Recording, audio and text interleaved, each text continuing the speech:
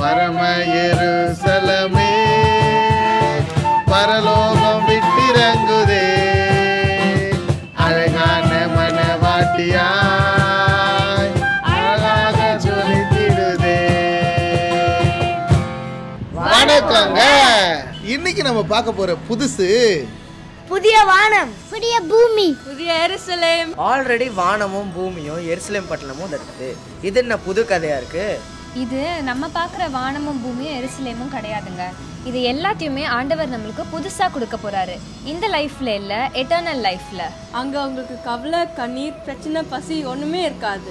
Only Jesus can take you there. அவ்வளோ சந்தோஷமான சொர்க்கத்துக்கு யாருக்கு தாங்க போகணும்னு ஆசை இருக்காது? உங்களுக்கு இருக்குதா? உங்களுக்கு அந்த ஆசை இருந்துச்சுன்னா நீங்களும் ஆண்டவராகிய இயேசுவை ஏற்றுக்கொள்ளுங்க, அவரை நம்புங்க, நீங்களும் அங்கே நிச்சயம் போகலாம். Have a nice day. God bless you.